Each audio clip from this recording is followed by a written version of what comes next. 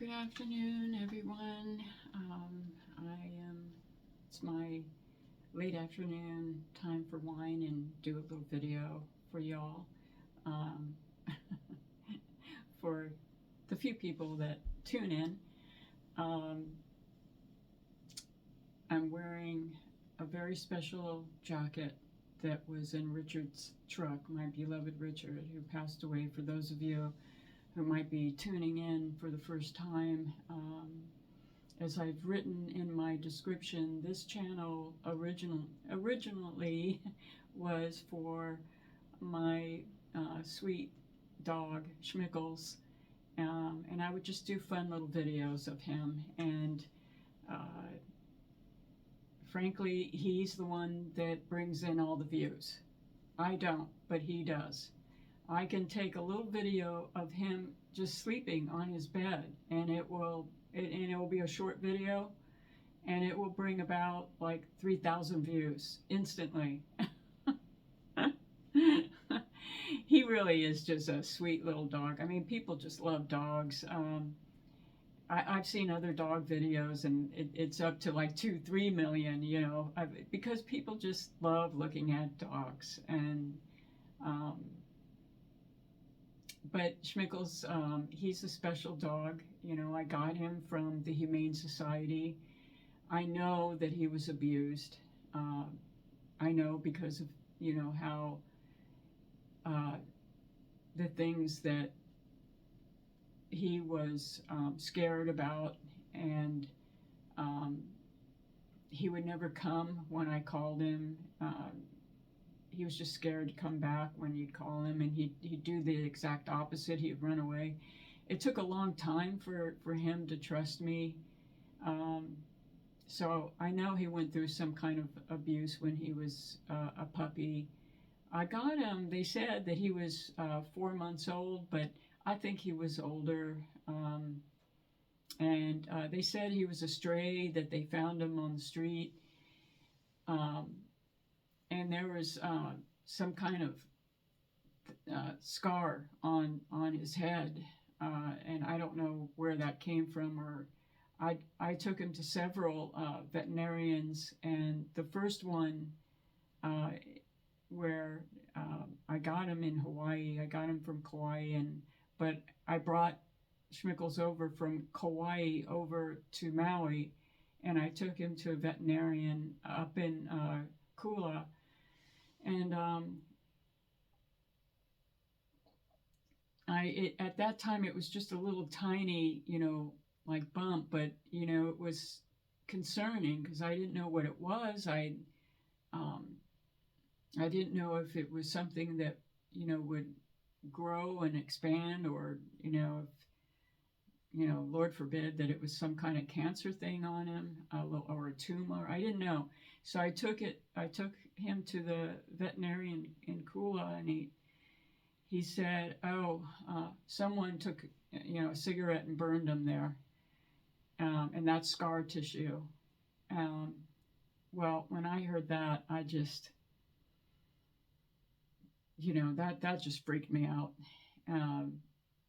I don't know if that's really what happened. I mean, but these veterinarians, they have seen dogs that have been terribly abused in Hawaii. I'm sorry to have to say it, but it's not the main, it's not from usually people that have moved from the States over to Hawaii, people like myself. It's the locals that treat their dogs that way. Not all of them, certainly not all of them. But I have witnessed how some of the local people have treated their dogs, and it is total abuse. It is absolute abuse. And I don't know, they don't see their dogs as a pet. They see them as, they use them to hunt for pigs, and they keep them in these cages and prisons the whole time, and they're starving. They hardly have any water. Don't let me go down that road. But it's getting better. because of all the people that are moving there in Hawaii with their dogs. And people that love their dogs. It's getting much better. Um, but anyway, I got started on this, telling you about my channel that I kind of changed it after Richard passed away, and my beloved Richard, who is my soulmate. I know he's my soulmate. I know he is. Um,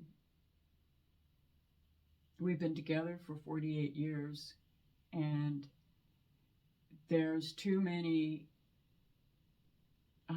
clear connections that brought me to him and him to me, um, that leads me to believe that even if we had a rocky road sometimes right in the beginning, I mean, there were some, we clashed. I mean, there were times that we just clashed, and I didn't think we were meant to be together at all at times.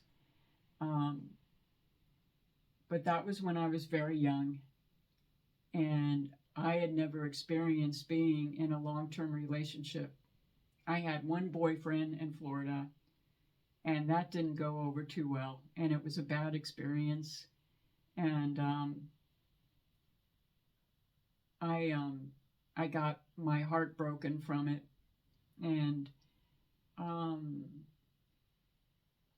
I just I didn't know what it takes to be with living with someone, because it's not just about passion that wears off, and then it's either you um, either you come together on similar principles that you both believe in, and either you are like kind of like on a boat and you manage to navigate through the storms, um, and through the sunny, smooth weather, but you go through changes. And sometimes when people go through changes, especially when I met Richard when I was only 21, and when you go through your 20s, oh, Lordy. uh, I might have looked great, I looked great in a bikini when I was 21. I had a fantastic figure. Uh, yeah, I wouldn't mind having my younger version physically, but I would not want to go back to all the changes that you go through in your 20s and even in your early 30s. It's just you're really trying to figure out your way, and sometimes and going through that when you're going through all those changes and you don't even know the meaning of your life or the purpose of your life or what you want to do, and I knew I wanted to go to college, but I wasn't sure what it what I was supposed to study that would ring bells for me, that was a true calling in my life. I didn't know any of that, and I didn't know how to live with someone. There were times when Richard and he was older than me, but he had more experience with that because he had been married for a few years. That didn't work out, and they ended up in a divorce. Um, then he had another, long-term girlfriend after that. He had a couple other girlfriends even before that, and so he already, swam in that pool, so to speak, with learning what it is to be with someone and learning how to live with someone. And I had not had that experience, and so there were times when I did something and it created, like a little argument here and there. Sometimes it would flare up, but when I look back on it now, I have prayed to Richard and told him, Richard, since you passed away, I've been doing a lot of reflecting about when we first got together. And there have been times when I think, we clashed, and I don't know why you you put up with me sometimes, and vice versa. And but when I look back at the things that you were that that made you upset, if I did something that made you upset, like if I took something of yours, you weren't that way as you got older, but when we first met, I remember, taking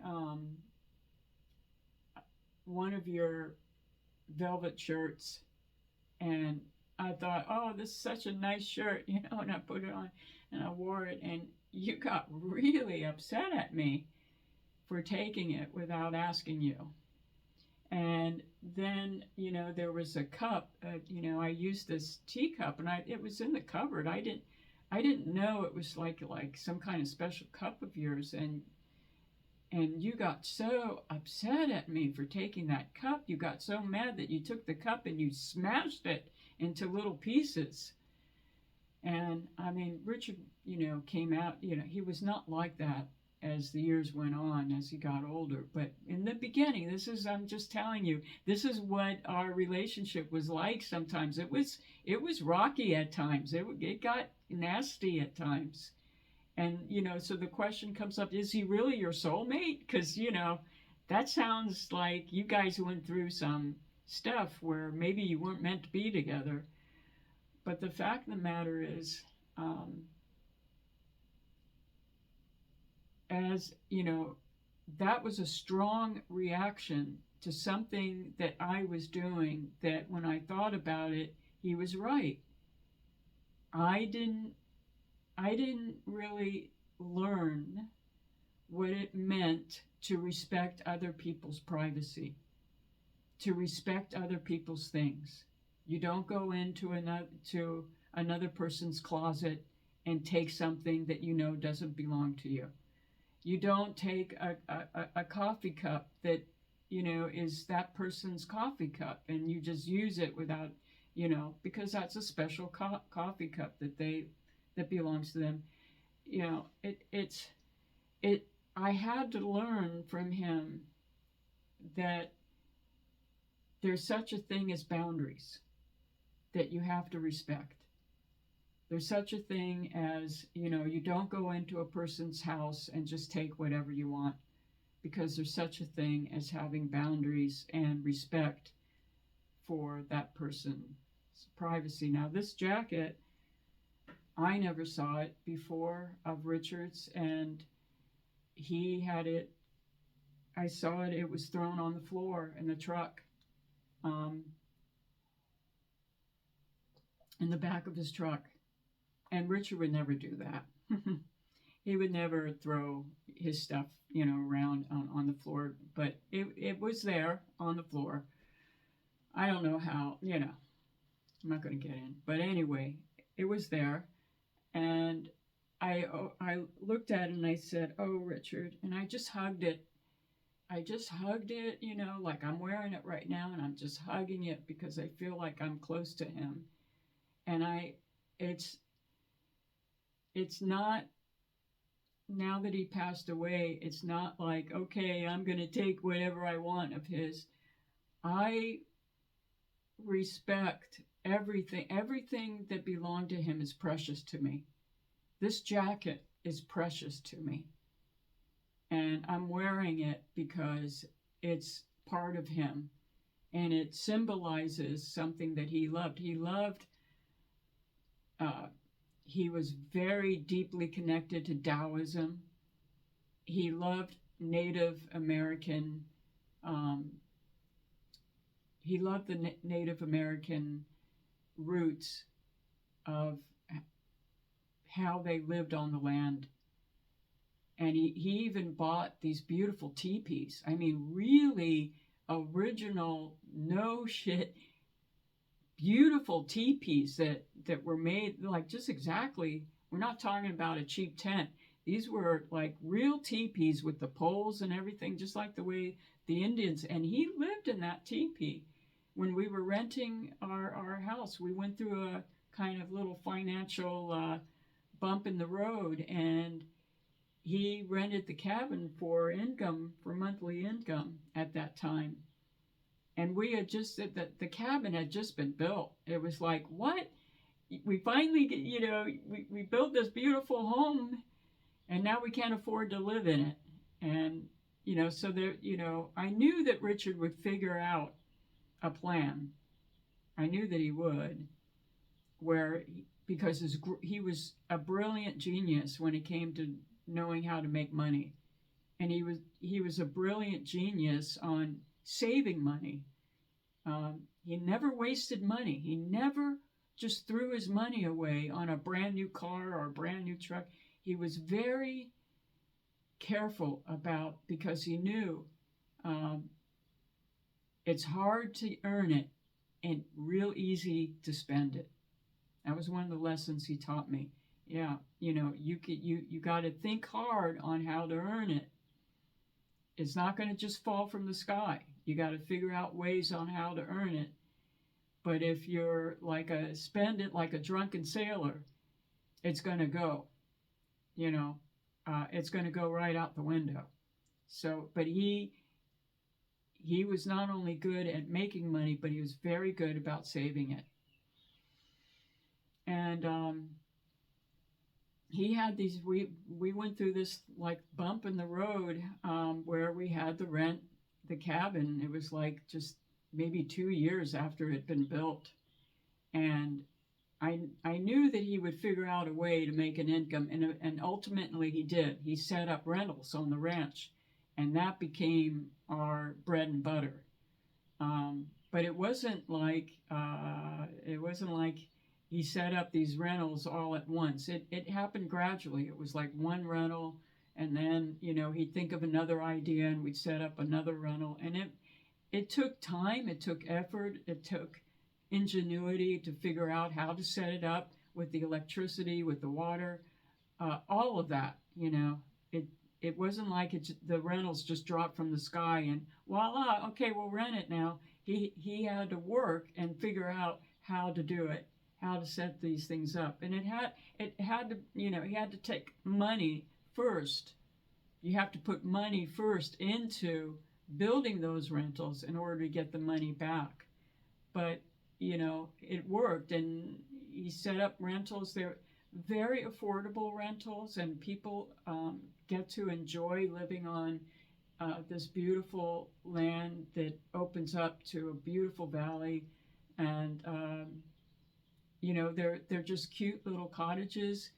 There's nothing fancy about it, but what people love about it is that they're out in the country. They're out in the open, being out in where they can see for miles and miles, just open fields and hills and rolling hills. It almost looks like, I matched up pictures, and it's almost like what Tuscany, Italy looks like out in the open with, the cypress trees and the open vineyards and farmland, with the golden rolling hills and the greenery of the trees. It's very similar to Tuscany, Italy. So anyway, I was thinking back, when we had those clashes, I have prayed to him and told him, I know it was a long time ago, and I know you got angry with me, but you know what? I needed it. It was like, sometimes you need someone to give you a little, just a little knock, a little wake-up call, a little bell that goes off, a little Zen, with a Zen master, like, you're drifting off, you're not aware, you're not paying attention, bang, they hit you on the shoulder to wake you back up again, to stay in that state of awareness and stay in that meditative state of awareness. And if you start drifting off again, the Zen master will walk by. They'll know immediately you're not paying attention. You're not there. You're not in that state of, pure consciousness. And they'll pick it up. That's why once in a while, when you're in a Zen temple, uh, you'll be meditating and it will be perfectly silent. And then all of a sudden, bong, you'll hear this bell that goes off. And the bell is meant to bring your vibrations back into harmony and balance and awareness. And as angry as Richard got at me, he taught me something that I needed to learn. Don't be like an alley cat where you just take anything, things, have respect for people's things. Don't just open up, people's purses and people's bags and things, that don't belong to you, because there's something to be said about having respect for other people's things that don't belong to you. And he taught me that. And I've never forgotten it. And ever since, I've been that's one of the reasons why I never went into his room and opened his drawers, or I never did that, because I learned going way back at the beginning of our relationship, going way back, that he taught me that. He helped me to realize that. And I have to admit, my parents didn't teach me very much. I was like a stray dog, like the dog I adopted. I was kind of like a stray dog. I didn't know my way about how to live with someone. I didn't know how to,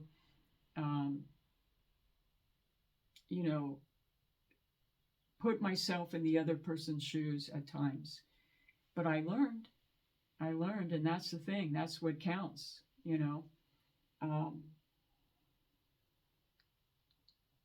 So I'm going back to the idea of us being soulmates. That's just one more, to me, evidence that we were meant to be soulmates, because Richard was my teacher and I was meant to be with him.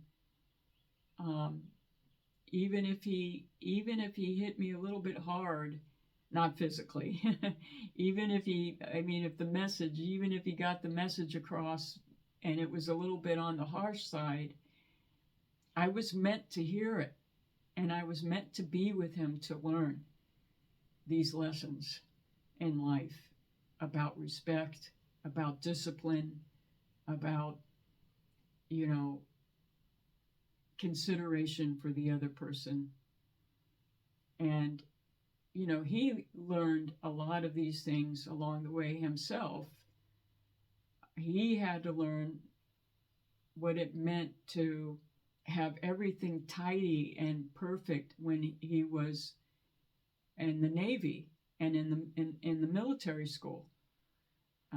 His father sent him. It was like a very expensive in San Diego. It was really, for rich kids. But it was for rich kids that had needed some discipline, and parents that just, dumped their kids there and said, you take care of it. And Richard was not one of those kind of kids. He was a good kid. And his parents, I think, on the one hand, I think they made a mistake sending him there. He didn't need to go to a school like that, because he never did anything bad, like some of the other kids, from very wealthy families, but they sent them there because they had to learn some discipline. But it's like that movie Destiny. Had he not gone to that military school, maybe he would not have learned how to do business deals, or how to be disciplined, or how to have patience under, very dire situations.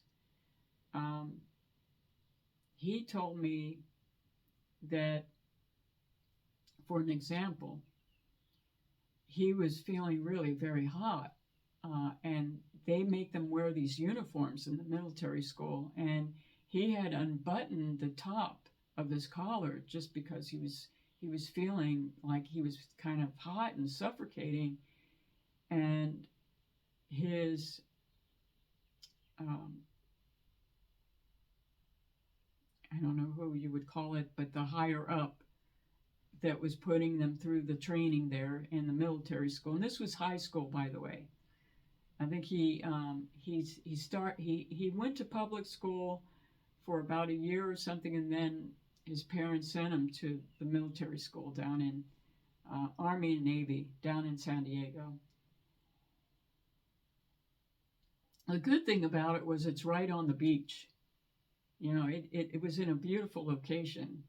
And back then, we're talking about when he went to military school, it must have been in the 50s. So it must have been like um, just beautiful, without, it wasn't populated with overpopulation or anything. It was right on the beach, and it was almost kind of like Hawaii back in the 50s. So they sent him, and anyway, he opened up his collar. He told me that he had opened this up, and his higher up saw that and made him march. He had to button it up, and it made him march around and around and around this area as a punishment for undoing his collar. Um, they made him, march around and around the circle for I don't know how long, maybe an hour or so or more. I don't know, but it was for a long time. It was a punishment for just simply unloosing the collar because he was hot. And that's what it is in the military. You have to make your bed. You have to learn how to make your bed, so that he told me you had to make that bed. This is all from him. That he told me, he said, I'll have to make the bed so perfect that you could bounce. When they came in to inspect, they had to bounce a nickel off of it. And if the nickel didn't bounce off, you didn't make it right.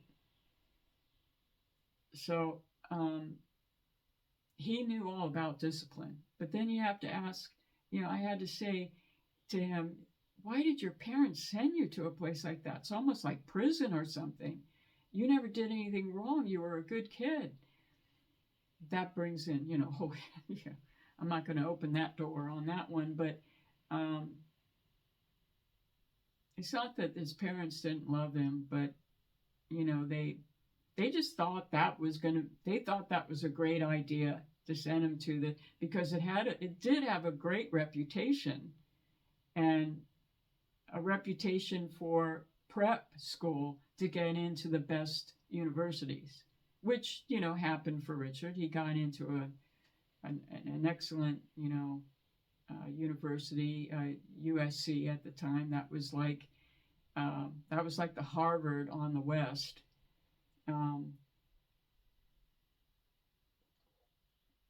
But what I'm getting at is, I asked him, what would your life have been if you had not gone to that school, if you had just gone to a public school? And he said, I probably wouldn't have known a lot of things that I had to know to go on to the next step, because everything led up to a different decision that happened in your life. It's like, again, it's like destiny. If you hadn't gone through one thing, then you wouldn't have ended up in this other place. And so I think it was part of his soul path, whether he liked it or not, it was necessary for him. It was supposed to happen. He was supposed to go through that um, for spiritual reasons, for soul growth, and for learning. And I went to a private school. I went to Sidwell Friends, but it wasn't a military school. It was a Quaker school. Um, and that was in Washington, D.C., and, it's where all the senators send their kids, and uh, President Kennedy sent his kids to Sidwell Friends. I mean, it it's a very exclusive private Quaker school for very, very um, wealthy families that send their kids there. But we were not that wealthy. We were like, kind of upper middle class, but somewhere in between middle class and upper middle class. Um, but I know what it's like. In a way, it wasn't a military school, but I sort of got an idea what it is to go to a parochial school. For me, it was parochial, where you had to wear a uniform. Um, I still remember the uniform we had to wear. It was a white blouse with a purple uh, skirt and a purple vest and matching socks. And yeah, but I learned a lot at that school. I learned more at that school than I did than probably all the years I learned in the public school. The public school's a waste of time. Don't send your kids to a public school if you can get away with it. Teach them at home. Teach your kids yourself, because forget about the public schools. They don't teach them anything there. I didn't learn very much at the public schools. What I learned on my own. um, but anyway, I'm wearing this precious jacket that I found in Richard's truck. It so represents him, because he loved Native Americans, and it had a Native American design on it. And I asked him, I said, "You mind if I wear this jacket, Richard, because it's so beautiful and it makes me feel close to you?" And I know he said, "Yeah, go ahead and wear it." And I know that because he has sent, little signs. He always sends the signs of 22 to me on the clock. And I see 22, so many times, which brings me up. And I'll close on this story, which is very interesting. I've been working on this collection of poems that I've been writing for Richard, and they're unlike anything I've ever written before. The poems that I wrote in my last book for Summer Rains, they were good. And a lot of those poems, my best poems, I've always said this, my very best poems have always been the ones that come together in one sweep. Like it will just be all written from the beginning and to the end. And the only thing I have to do is maybe a little touch up here and there, a word change here and there, or a comma or something. But usually the best poems, they'll come all together in one piece. And the ones that I work at and keep revising and keep changing, they ultimately, I read them, I think, okay, that was a poetry exercise. That was an exercise in writing, but they don't meet my standard. And they don't meet my standard of, okay, this is good enough to submit to a journal. And after Summer Rains was published, the poems that I had been writing have been like that. They've been like just jotting down sketches, just writing words and revising them, and nothing would come to me in one piece. It'd been a really long time. maybe, like once in a great while, a poem would come to me in one piece, and that was the one that was a keeper. But it was rare when that happened. Most of the time, I would be writing, and I'd go back and revise, and then I'd look at it, you know, 2 weeks later, and I just go, I don't even want to look at this. It doesn't even work at all for me. It's not to say that that was a waste of time. Any kind of writing that you do is never a waste of time, because even those ones where they don't work, eventually they lead to the ones that will work, to the ones for me that come together in one piece. But when a poem would come to me, like in Summer Rains, those poems, they happen that way, but it happened like very seldom.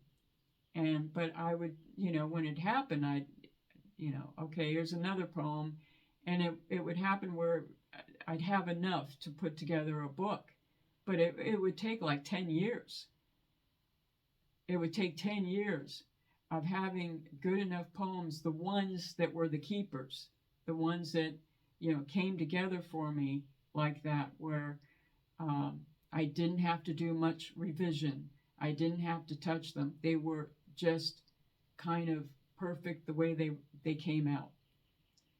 But it took 10 years because, like I said, when that would happen, it would be rare. Like there's a poem that to this day is my favorite poem in that book of Summer Rains, called The Black Appaloosa.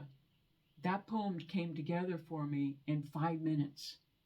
In 5 minutes. And when I sent it out to be, you know, uh, published, and I sent it out to quite a few really good journals, every single one of them took it,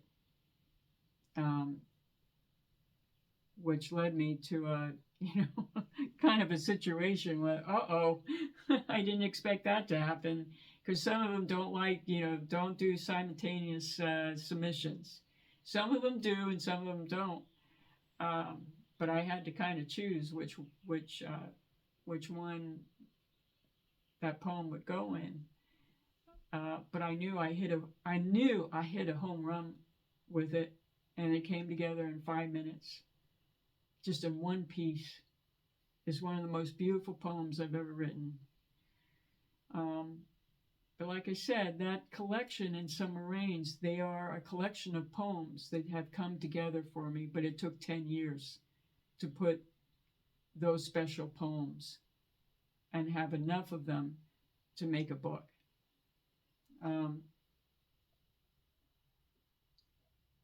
When I lost Richard, and I didn't really lose him, it's just an expression. I mean, when I lost him physically in the presence with me in his physical body, that's what I mean by that. I didn't lose him in spirit. I know he's my soulmate. I know that, going back with whatever, clashes we had, I was meant to be with him. And for some reason, he was meant to be with me. He may laugh at that. Wait, how did I end up being meant to be with you? But no, we were meant to be together. And I taught him things. And I know absolutely he taught me things, but I also taught him things. And that's what soulmates are. They love each other, and they teach each other, and they learn from each other, and they're meant to be together because of the connections that come together, that are just too beyond coincidental. But when I lost Richard, I thought that I would never be able to write again. I just was so heartbroken that the thought of even writing, I thought, how can I write anything? But something came over me where one day I thought, I want to write poems for him. If I write them for him, maybe something will happen. And for the first time since Summer Rains that came out in 2015, all the other poems I've written between then and now were like scribbles. They were just like scribbling, but nothing ever came from them. Good exercises in writing. I'm not saying it was a waste of time, but they were like scribbles. I sat down and I started to write one poem after another poem after another poem, and every single one of them came together in one piece. I didn't have to revise, I didn't have to do anything. And it wasn't just one poem this time. It was every time I sat at the keyboard, another poem would come to me, another one, and another one, and another one, and another one. And it all came, each one came together in one piece. Each poem was written in no less than 10 minutes. And those are the ones that I knew. I knew that there's something really special going on here, because that rarely happened to me. If it happened, it was usually just one poem, but to have it happen one after another, and I realized, I knew the reason why. It was like I didn't care whether they were bad or good poems. I just wrote them out of my heart, out of grieving, and it didn't matter whether I was choosing the right words, whether none of that mattered. I just wanted to, I just sat down and the poems just came to me from my broken heart. Every one of those poems were written from my aching, broken heart. And they are probably the best poems I've ever written. And I've been writing poems. My first book was published by Michigan State University Press.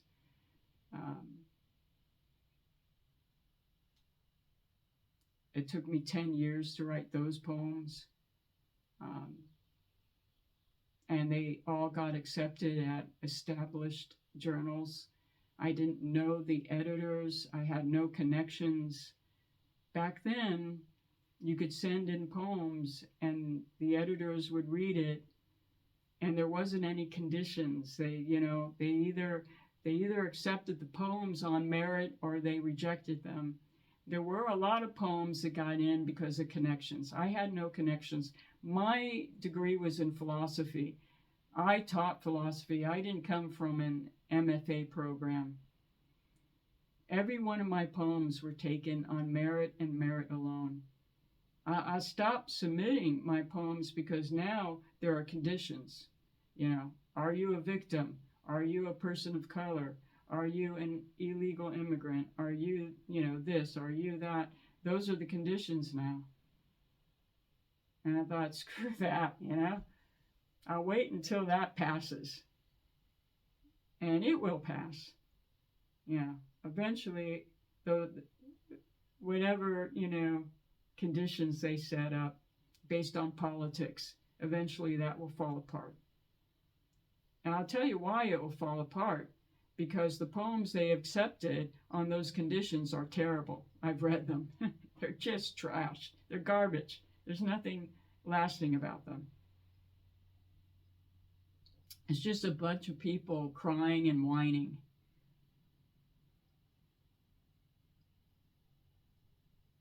But the one book that everybody could relate to was Joan Didion's,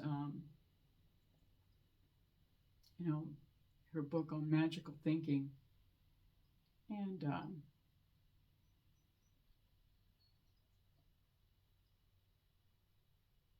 the reason people could relate to it is because everybody has lost someone that they've loved. And she just wrote, like I did, from her own personal experience. And from each person's personal experience of losing someone they love, that becomes, in a way, everybody's personal experience. And I just felt like I know these poems are really good, but there's no point in sending them out. There's no point in sending them to any one of those journals that I used to get into, my poems used to be accepted at. There's no point in sending because they have these conditions. You know, are you a transgender? Are you a person of color? Have you been a victim because you are a person of color? These are all, gender identity, blah, blah, blah, blah. These are all the conditions now that they set up at the universities. Are you a Palestinian? Good, great. We'll publish you right away. Are you Jewish? Rip it up. Don't even read it. Yeah, I'm joking. I just, there's some people out there that will know what I'm saying. The ones that wrote poems, it wasn't based on any conditions. Either the poem was good or it sucked. Either the poem was good and it stood on its own and it had nothing to do with your skin color. It had nothing to do with you being a victim of anything.